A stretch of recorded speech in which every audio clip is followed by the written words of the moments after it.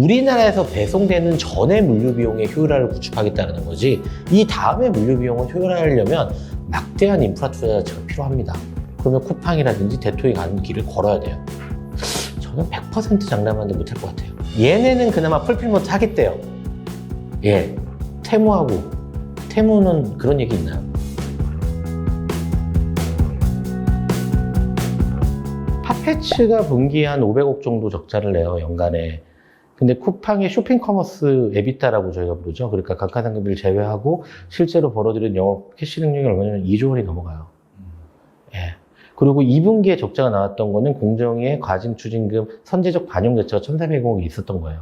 실제로는요, 그거는요, 공정위에서 과징금을 이 정도 부과하겠지라고 예상해서 돈을 빼놓은 것 뿐이에요. 돈도 안 빼놨죠. 그냥 회계적으로 잡고. 그 얘기는 뭐냐면, 쿠팡은 2분기에 돈을 훨씬 더 팟패치 인수에 따른 적자를 봄에도 불구하고 이익 증익은 훨씬 더 빨라졌어요. 예.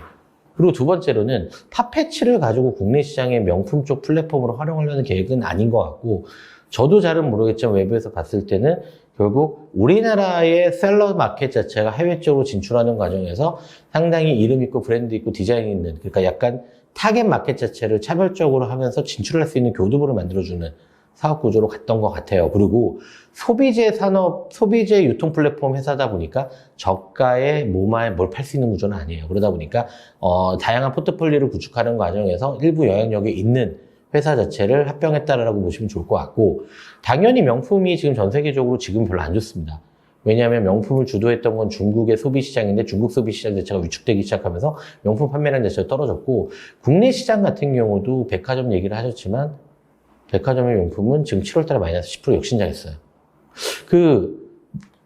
그러다 보니까 제가 보기에는 장기적인 관점에서 쿠팡이 접근을 했던 거지, 지금 당장 이걸 가지고 백화점 시장의 MS 자체를 가지고 오겠다 이런 생각을 하지는 않았던 것 같고, 그리고 고가의 제품일수록 온라인으로 구매하는 빈도수 자체는 별로 크지가 않습니다. 그러다 보니까 저는 오히려 팟패치 인수에 따라서 명품 포트폴리오 자체를 확대하는 과정이라기보다는 우리나라의 좋은 셀러들, 본인들이 가지고 있는 결국 자원이라고 하는 게 셀러, 바이어, 이런 락인을 시킬 수 있는 효율적 기능인데, 이 셀러들을 조금 더 마켓을 확장시켜주는 역할로 쓰는 구조로 가기 위해서 인수했다라고 보시면 좋을 것 같고, 저희가 통상적으로 회사를 인수하거나 하면 PMI 작업을 합니다.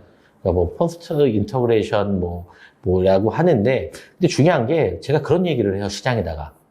아니, 옆에 부서하고 합쳐도 그 부서 사람들 친해져 1년 걸리는데 우리나라 투자자는 합병만 하면 뭔가 계속 시너지를 내야 된다고 생각을 해요. 절대 그런 경우 없습니다. 예. 사실 이게 쿠팡만의 문제는 아니잖아요. 우리나라 대부분의 회사들이 M&A 해가지고 단기적으로 실적 내낼 수가 어디 있습니까?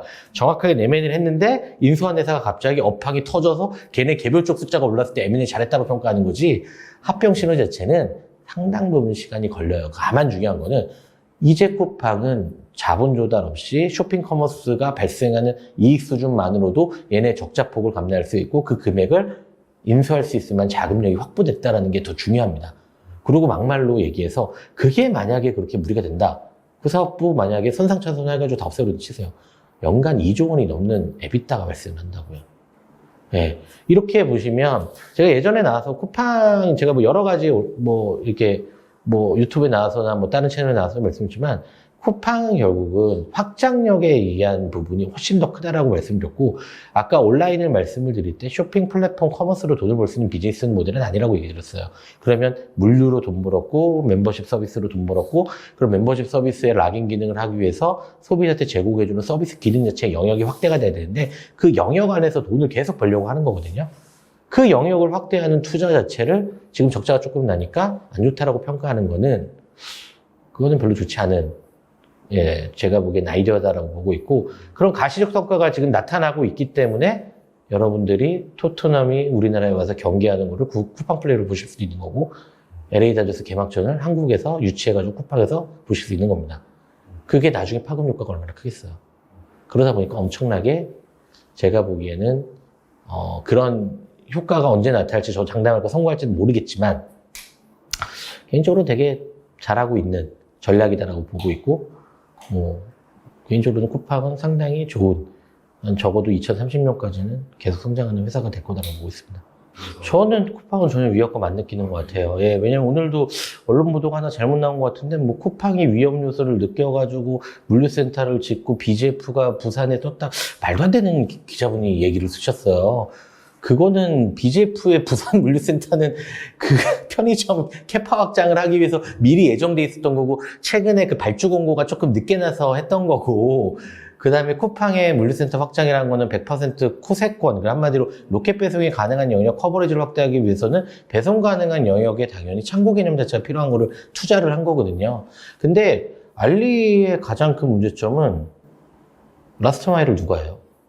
예전에 네이버랑 대한통운하고 지분 수합하고 나서 언론에 가장 크게 나왔던 게 뭐냐면 메가 물류센터를 대한통운이 짓는다고 했어요. 네이버를 위한. 지었어요? 안 지었어요. 왜냐하면 저희 생각을 해보세요.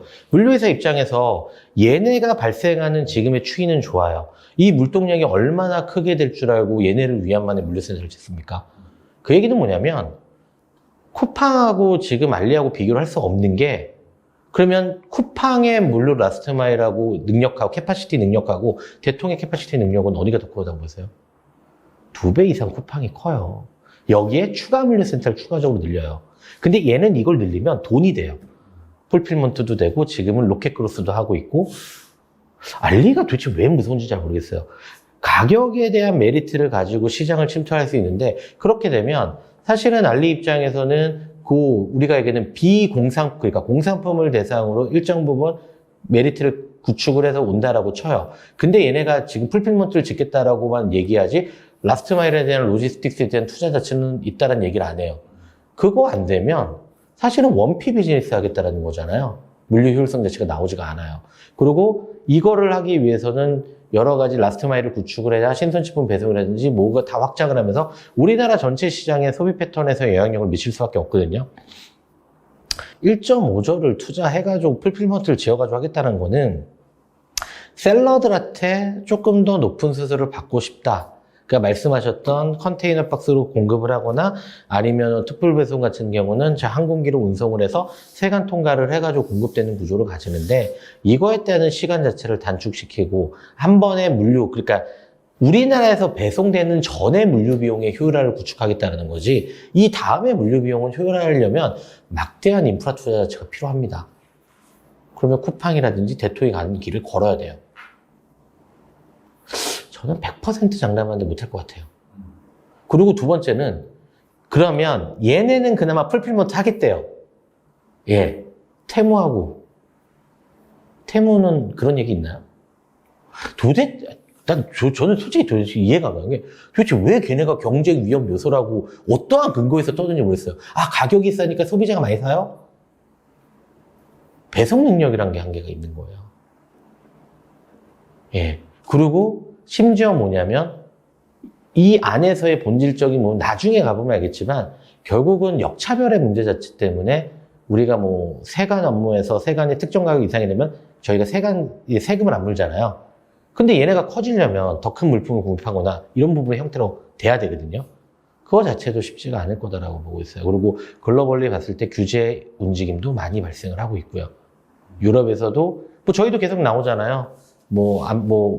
KC 인증을 받지 않은 제품이 동일하게 들어오는데 이게 무슨 발암 물질이 있고 뭐 있고 한마디로 사실은 그냥 근본적인 산업 구조만 놓고 보더라도 그렇게까지 위험 요소는 되지 않고, 오히려 알리 입장에서 이제 꼴랑 1.5조 풀필먼트 쓰는데 우리는 라스트 마일도 구축 못하는데 쿠팡은 100% 쿠세군에서 모든 물품의 교류 자체를 하루 만에 이동할 수 있는 구조 자체를 구축한다는 거에 훨씬 더 큰 위험 요소를 느끼고, 적당히 하다가 제가 보기에는 추가적인 인프라 투자는 없을 거다라고 보고 있습니다.